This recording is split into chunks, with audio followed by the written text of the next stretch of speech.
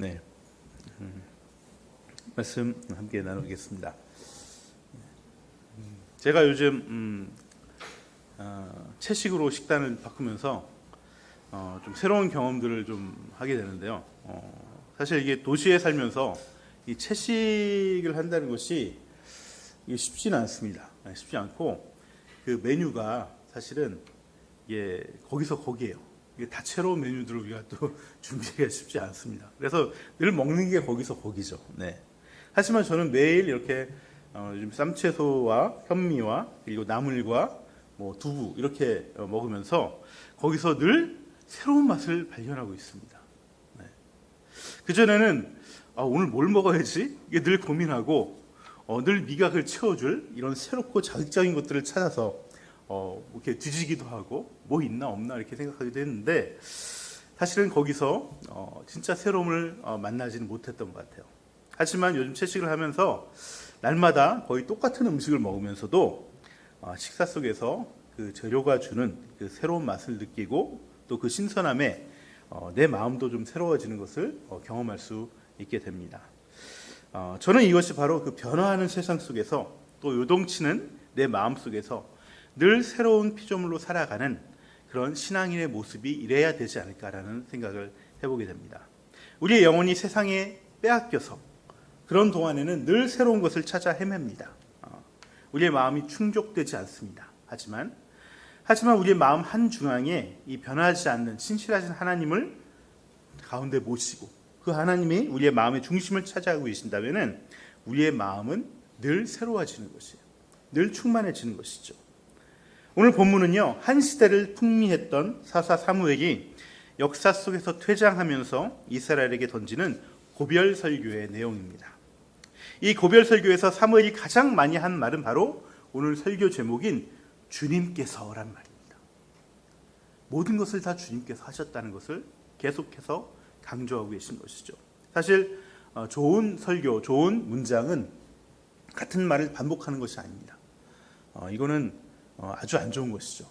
그런데 이것을 너무나 강조하기 위해서 이 사무엘은 오늘 본문에서 거의 30번이 넘는 말로 이렇게 주님께서 다 하셨다. 지금까지 주님께서 하셨고 지금도 주님께서 너희들 구원하고 있고 앞으로도 주님께서 하실 것이라는 것을 계속해서 강조하는 것이죠. 그래서 주님만 섬기라고 이렇게 얘기를 하고 있습니다. 한 시대가 가고 새로운 시대가 오고 있는 이 변화의 소용돌이 속에서 사무엘은 오직 변하지 않는 하나님을 섬기라고 우리에게 선포하고 있는 것이죠. 결국 변하지 않는 주님만이 이스라엘을 날마다 새롭게 만드는 길이기 때문에 그렇습니다. 이제 추석 명절이 다가오고 있습니다. 우리가 절기가 있고 이렇게 명절이 있는 이유는 이게 세상 속에서 정신없이 살다가 그 시간만이라도 좀 내려놓고 또 가족들이 모여서 우리의 삶을 돌아보고 우리의 삶을 새롭게 하는 것들을 또 한번 찾아보고 생각하는 그러한 삶의 일상의 매듭과 같은 것이 이런 절기와 명절이죠. 우리 역시 이 추석 명절을 앞두고 이 사무엘의 고별 설교를 통해서 우리가 놓치지 말아야 될 이 단 한 분 하나님에 대해서 다시 한번 바라보고 생각하고 우리 마음의 중심에 모셔두는 그래서 우리가 더욱더 주님으로 인해서 새로워지는 그러한 시간이 되면 좋겠습니다. 사무엘은요, 이 주님만 섬기기 위해서 가장 먼저 무엇을 얘기하냐면 지나온 역사를 얘기합니다. 과거를 얘기하죠. 오늘 과거와 현재, 미래를 이렇게 나누어서 사무엘이 얘기하는데 먼저 과거를 얘기합니다. 이 역사는 창세기 마지막 인물인 야곱의 이야기로부터 시작합니다. 물론 아브라함이 시작이지만은 실제적으로 12지파를 이룬 민족을 이룬 그 시초는 야곱이죠. 야곱이기 때문에 야곱의 가정에서부터 이야기를 시작합니다. 그래서 야곱이 이집트로 이주한 것부터 오늘날 나에게 이르기까지 사무엘이 이르기까지 하나님의 역사에 대해서 이스라엘 역사에 대해서 하나씩 짚어가면서 이스라엘에게 이 귀한 하나님의 역사를 상기시켜 주는 것이죠. 우리가 이런 말을 하죠. 역사를 잃어버린 민족에게 내일은 없다. 이런 말을 합니다.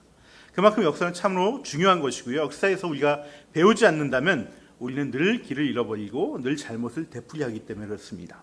우리가 똥인지 된장인지 한번 경험해 보면은 그 다음에는 하지 말아야죠. 근데 우리는 또 확인해 보죠. 또 확인해보고 이런 삶을 되풀이하게 되는 것이죠. 하지만 이렇게 우리가 역사를 통해서 배워야 함에도 불구하고 우리의 역사를 돌아보면은 역사가 늘 되풀이된다는 것을 알 수 있습니다. 그래서 인류는 사실 역사를 통해서 배우지 않는다라고 역사학자들은 대부분 얘기를 합니다. 배워야 한다고 얘기하지만 결국 배우지 않는다는 것이죠. 그래서 늘 실패를 되풀이하고 되돌이하는 삶을 살아가는 것이죠. 여러분, 신앙에 있어서도 역사가 굉장히 중요합니다. 구약 성경 대부분이 역사서로 되어 있는 이유가 바로 여기에 있는 것이죠. 이스라엘의 그 실패한 역사를 보면서 이스라엘이 실패했던 이유를 찾고 우리도 그러한 실패를 하지 말아라 라는 것이 구약 성경의 역사가 대부분을 차지하는 이유인 것입니다. 그러면 이스라엘이 실패한 이유가 무엇일까? 그것은 바로 하나님이 역사의 주인이라는 것을 놓쳐왔기 때문에 그래요. 역사의 주인이 하나님이란 이 진리를 늘 잊어버리고 내가 주인이라고 늘 착각하죠. 머리는 늘 하나님이 주인이라는 걸 알고 있어요. 하지만 막상 내 삶에서 내가 판단하고 결정할 때는 내가 주인으로 활동을 하는 것입니다. 그래서 계속 실패의 자리를 맴돌게 되는 것이죠. 사무엘은 이스라엘 역사를 시작하면서 이야기하면서 한 시대들을 이끌었던 리더들의 이름을 나열합니다. 모세와 아론, 그리고 사사시대의 여룻바알과 베단과 입다, 그리고 사무엘 자신의 이름을 얘기하죠. 모두들 이스라엘이 위기에 빠졌을 때 하나님께서 이 사람들 통해서 이스라엘을 구원케 하셨던 이스라엘의 위대한 지도자들이었어요. 사무엘이 특별히 다른 여러 지도자들도 있지만은 특별히 이 사람들의 이름을 말하는 이유가 있습니다. 그것은 여기 나오는 모세와 아론과 또 여룻바알과 베단과 입다, 그리고 사무엘은 다 하나같이 지도자를 하기에는 너무나 모자랐던 사람이기 때문에 이렇게 얘기를 하는 것이죠. 모세는 살인죄를 저지르고 쫓겨나서 인생 대부분을 광야에서 도피 생활을 했던 인생의 낙오자였습니다. 아론도 동생 모세 덕분에 제사장의 반열에 오르긴 했지만 모세가 없는 틈을 타서 또 우상 숭배를 허용하고 우매하게 사람들을 이끌었던 제사장이었죠. 여룻바알은 또 어떻습니까? 우리 여룻바알 기억하시죠? 여룻바알이 누구죠?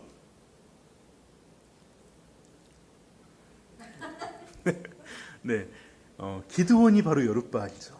기드온이. 네, 우리 기드온은 정말 찌질이의 끝판왕이라고 우리가 한번 제가 말씀드린 적 있죠. 아말렉 족속이 너무나 무서워서 이 밀을 추수하는데 이 밀 추수하다 걸려서 다 빼앗길까봐 이 밀은 언덕 위에서 이렇게 바람 부는 데서 타작을 해서 이렇게 바람에 결을 날려야 되는데 그것을 다 뺏길까봐 들킬까봐 이 포도주 틀 속에 포도주 즙을 짜는 데는 포도주에 거기 먼지가 들어가면 안 되기 때문에 밀폐된 공간에서 좁은 공간에서 이 즙을 짜고 거기서 포도즙을 얻습니다. 근데 거기 들어가서 밀을 타작하던 사람이었어요. 그만큼 겁쟁이였고 찌질이었던 사람이죠. 하지만 그 사람을 하나님은 여룻바알이라는 것은 바알을 대적하는 자라는 이름을 얻을 수 있도록 용맹스러운 사람으로 만들고 300 용사와 더불어서 큰 승리를 거두게 했었죠. 또 베단은 누굽니까? 베단은 굉장히 좀 이게 알기가 어려운데 이 베단은 사실은 우리 성경을 찾아보시면 밑에 보면은 각 주에 바락이라고 합니다. 바락은 누굴까요? 바락. 네, 우리 사사기를 다시 한번 해야 되겠네요. 바락은 드보라라고 여사사 있죠. 네, 여사사와 함께 전쟁을 했던 장군이 바락 장군입니다. 바락은 장군이었지만은 굉장히 소심하고 겁이 많았던 이 사람도 그런 사람이죠. 그래서 여자인 이 드보라에게 달려가서 당신이 하면 나도 하고 당신이 안 하면 나는 안 하겠다. 그런 말을 했던 그런 장군이 바로 바락입니다. 입다는 어떻습니까? 입다도 굉장히 서울 출신이고 또 창기의 자식으로 태어나서 아버지에게 또 버림받고 형제들에게 버림받았지만은 그 낮은 그 자존감 때문에 평생 이것을 극복하려고 애쓰다가 결국 자기 딸을 서원한 대로 하나님께 바치는 그런 우매한 일을 저지르고 말았습니다. 용맹하지만 굉장히 우매한 자였다는 것이죠. 이 명단에 사무엘이 있는 것은 저는 그냥 겸손의 표현이 아닌가라는 생각을 해보기도 합니다. 동시에 또 그렇게 사무엘의 삶을 돌아봤을 때 정말 한결같은 삶을 살았거든요. 근데 그렇게 살아온 이유가 사무엘이 이건 내가 잘나서 그런 게 아니라 하나님께서 나를 이렇게 인도해 주셨기 때문에 이렇게 살았다라고 이 고백한 것입니다. 결론적으로 사무엘이 말하고자 하는 것은 이스라엘의 역사는 우리가 위대하다고 말하는 그 인물들 때문에 이어져 온 것이 아니라 그때그때 그 연약한 사람들을 세워서 위대한 인물로 쓰셨던 하나님의 역사하심 때문에 이렇게 이어져 왔다라고 말하는 것이죠. 우리의 개인사를 돌아볼 때도 마찬가지인 것 같아요. 돌아보면 우리의 삶은 늘 부족합니다. 우리 날자매님 오늘 기도하실 때도 그 부족함을 또 기도하셨는데 저를 봐도 그렇습니다. 저 같은 사람이 이 코로나 이 어려운 시기에 개척교회에서 이렇게 살아갈 수 있는 것 자체가 진짜 주님의 은혜가 아니고선 우리 하나님 닮은 교회가 이렇게 유지되는 것은 주님의 은혜가 아니고선 도저히 불가능한 것 같아요. 그 하나님의 역사하심과 이웃 은혜 때문이라고밖에 설명할 수가 없는 것 같습니다. 우리가 지나온 역사와 과거에서 우리가 배우고 놓치지 말아야 할 것은 이 모든 것을 지켜주시고 끌어주시는 것은 오직 주님 한 분뿐이라는 것이죠.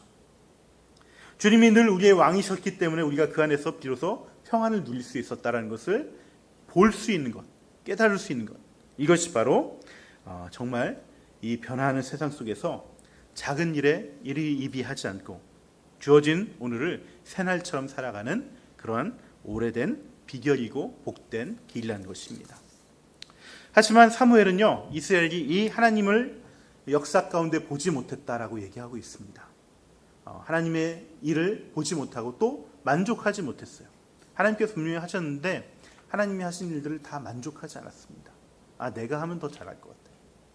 하나님께서 만나를 부어주시고 40년 동안 이 아무것도 없는 광야에서 정말 옷 하나 헤어지지 않고 신발 하나 헤어지지 않고 굶는 사람 하나 없이 살게 하셨지만 그들은 그것에 만족하지 못했습니다. 고기를 먹어야 되는데 이집트에 있을 때는 정말 맛있는 것들을 우리가 먹었었는데 그러면서 하나님의 인도하심과 하나님이 주신 것을 만족하지 못했던 것이죠. 그래서 이렇게 역사를 보지 못했기 때문에 큰 죄를 저질렀다. 지금도 큰 죄를 저지르고 있다고 지금 현실을 또한 진단하고 있습니다. 여기서 큰 죄란 바로 하나님께 불순종하면서 결국 세상의 다른 나라들처럼 또 사람을 왕으로 세워달라는 그 요구를 했다는 것이 큰 죄인 것이죠. 사람이 아니라 하나님이 왕이 되어주셔서 지금까지 우리를 지켜주셨다는 것을 보지 못하고 그 하나님의 왕되심, 그 다스리심이 성에 차지 않아서 새로운 왕을 또한 새로운 왕정 제도를 도입하자는 것이 이스라엘이 저지른 큰 죄라고 얘기하고 있는 것입니다. 여러분 지금 상황은요, 근데 초대왕으로 뽑힌 이 사울이 큰 승리를 거두고 큰 승리, 지난주에 우리 암몬 족속과 싸우면서 큰 승리를 거뒀잖아요. 그리고 하나님께 화목제를 드리고 축제를 벌이고 있는 시기였어요. 축제를 벌이다 말고 지금 이 이야기를 하는 거예요. 사무엘이 한마디로 경축의 일이죠. 그 자리에서 하나님은 사무엘을 통해서 너희들 지금 잘못하고 있는 거야 라고 얘기하는 거예요.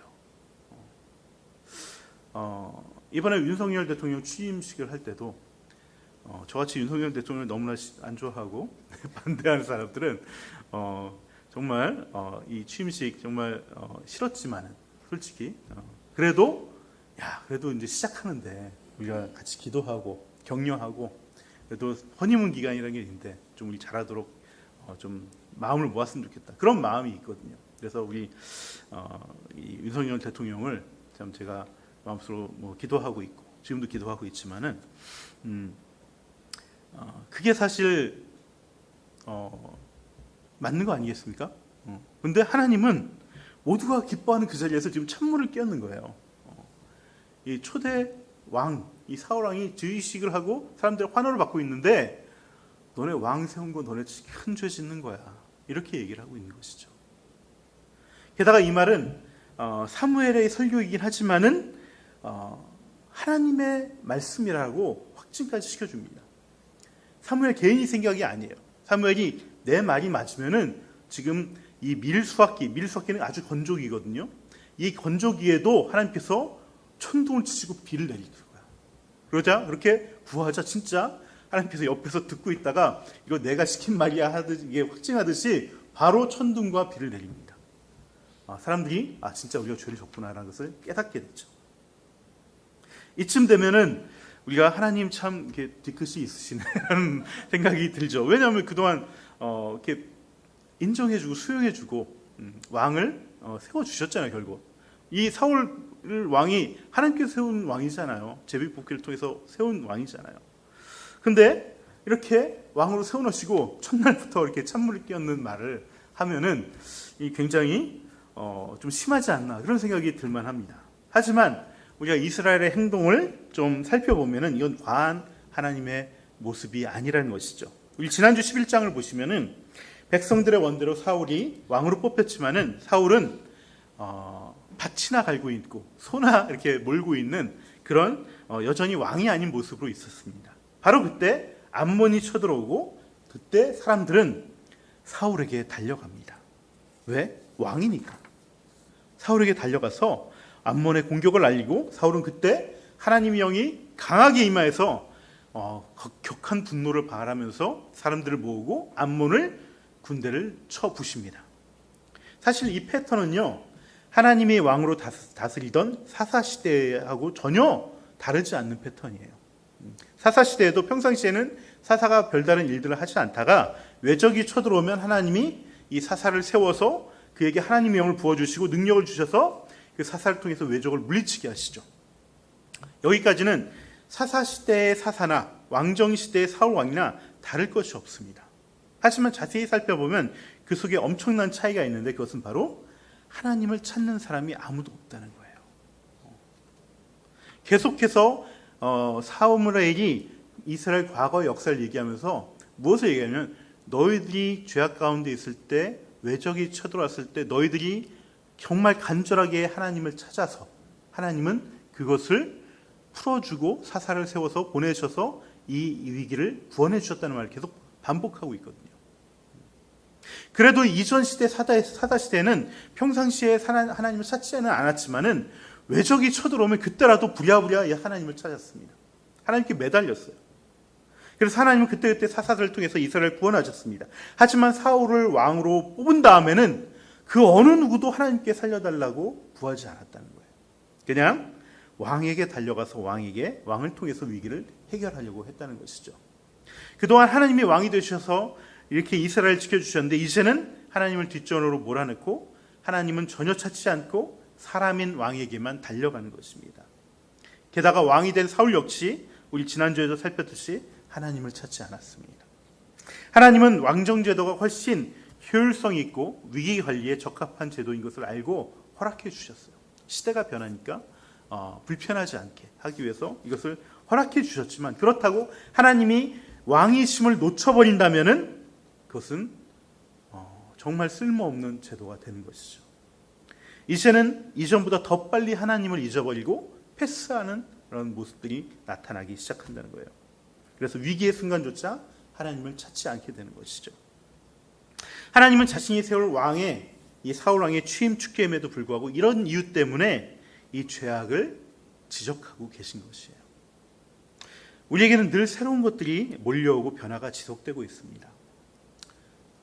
눈만 뜨면 신상이 계속해서 그득그득하게 몰려오고 있고 우리의 삶을 너무나 편하게 하는 것들이 너무나 많이 있고 또 새로운 또 문화와 제도들이 생겨나고 있습니다. 거기에는 아주 좋은 것도 있지만 또 낯설고 위험해서 우리에게 또 위기를 가져다 주는 것들도 있습니다. 하지만 그 속에서 이 새로운 것들 속에서 우리가 또한 하나님을 붙잡고 하나님을 찾지 않는다면 이 너무 편한 것 때문에 하나님을 찾지 않는다면은 그 좋아 보이는 것들도 효율성 있어 보이는 것들도 다 우리를 더욱더 부자연스럽게 만들고 또 우리는 헛것을 쫓아 늘 새로운 것만 찾아다니는 그런 부초 같은 삶을 살게 만드는 것입니다. 여러분 이것이 바로 우상숭배의 삶이에요. 새로워 보이지만 결국 썩어 없어질 것을 그 헛된 것을 쫓는 삶 이것이 우상숭배입니다. 오직 주님만을 섬기며 주님만을 우리의 왕으로 모시고 주님을 찾을 때 진정한 새로운 삶, 내 안에서 새로운 존재가 내가 되어서 늘 충만하고 어느 것 하나 부러운 것이 없는 그런 삶을 살아가는 복된 삶은 바로 주님만을 섬기는 삶에 있다는 것을 사무엘은 말하고 있는 것이죠. 이렇게 사무엘은 과거를 돌아보고 거기서 이스라엘을 돌보시는 하나님을 증거했습니다. 또 이렇게 하나님께서 이스라엘을 지켜주셨지만 이스라엘의 현실은 여전히 하나님을 왕으로 찾지 않고 사람의 왕을 따르며 이전보다 더 신속하게 하나님을 찾지 않는 죄악을 저지르고 있다고 현실을 진단해 주었습니다. 여기까지 보면은 이스라엘의 현실은 참으로 암담합니다. 그 미래는 굉장히 어둡습니다. 지금까지도 실패해왔고 지금도 여전히 정신 차리지 못하고 있고 또 이런 환경이 이제 제도화됐기 때문에 더더욱 하나님을 찾지 않게 될 것이 명약관화한 순간이죠. 이 상태대로라면 사무엘이 보는 이스라엘의 미래는 정말 절망적인 것이죠. 그래서 사무엘은 14절 15절에서 이렇게 경고합니다. 만일 당신들이 주님을 두려워하여 그분만을 섬기며 그분에게 순종하여 주님의 명령을 거역하지 않으며 당신들이나 당신들을 다스리는 왕이 다 같이 주 하나님을 따라 산다면 모든 일이 잘 될 것입니다. 그러나 주님께 순종하지 않고 주님의 명령을 거역한다면 주님께서 손을 들어 조상들을 치신 것처럼 당신들을 쳐서 멸망시킬 것입니다. 지금 이 상태로 가면은 너희들은 반드시 멸망한다는 것을 경고하고 있는 것이죠. 그러니 주님만을 섬기라고 강조하고 있습니다. 하지만 사무엘은요, 이 죄악 가운데 있는 이스라엘에게 경고만 하지 않습니다. 사무엘은 이러한 이스라엘이 그럼에도 불구하고 하나님께서 이스라엘을 버리시지 않는다고 말씀합니다. 여러분, 버리시지 않는다는 얘기는 끝까지 왕으로서 우리를 다스려 준다는 것을 말하는 것이죠. 그래서 23절에 이렇게 얘기합니다. 주님께서는 당신들을 기꺼이 자기의 백성으로 삼아 도와주시기로 하셨기 때문에 주님께서는 자기의 귀한 명예를 위해서라도 자기 백성을 버리시지 않을 것입니다. 한마디로 죄로 인해서 낭망하지 말라는 거예요. 절망하지 말라는 것입니다. 앞으로 더더욱 하나님 찾지 않을 것이 더 확실해 보이지만 그래도 하나님은 우리를 기꺼이 자기의 백성으로 삼아서 도와주시기로 하나님께서 작정하셨다는 거예요. 마음 먹으셨다는 거예요. 그렇기 때문에 우리를 끝까지 버리시지 않고 인도해 주신다는 것입니다. 여러분, 이 하나님의 작정하심, 하나님의 뜻하심에 우리는 그 하나님의 작정하심을 이길 수가 없습니다. 그럼에도 불구하고 끝까지 사랑하시는 그 사랑 앞에서 우리는 뻗팅기다가 결국 또 죄악을 거듭하다가 결국 주님 앞에 무릎을 꿇게 될 것입니다. 우리 누가복음에서 탕자가 아버지를 떠나올 때 이렇게 얘기합니다. 나는 이제 내 마음대로 살고 싶어. 내 몫을 주어서 내가 떠나게 좀 해주십시오. 나 자유롭게 살고 싶어. 내 아버지를 영원토록 찾지 않을 것입니다. 그렇게 떠났지만 이 탕자는 결국 아버지께 돌아올 수밖에 없었습니다. 이게 돌아올 수밖에 없는 이유는 바로 날마다 마을 어귀에서 아들을 애타게 기다리는 그 아버지의 사랑과 바람이 있었기 때문에 그런 것이죠. 만일 아버지가 이렇게 떠난 자식 호적을 파고 돌아오면 다리 몽둥이를 부닥히고 내가 내 아들로 절대 너를 받아들이지 않겠다라는 작정을 하시고 이것이 소문이 나고 그 아들에게 들렸다면 이 자식이 돌아올 수 있었을까요? 아마 돌아갈 수 없었을 것입니다. 어떤 경우라도 나는 내 아들을 포기하지 않는다. 어떤 모습이더라도 나는 내 아들을 버릴 수 없다는 그 사랑의 작정하심이 있기 때문에 탕자는 돌아갈 수 있는 것이죠. 그래서 이 아버지의 사랑을 아는 사람들은요, 기도를 내려놓을 수가 없습니다.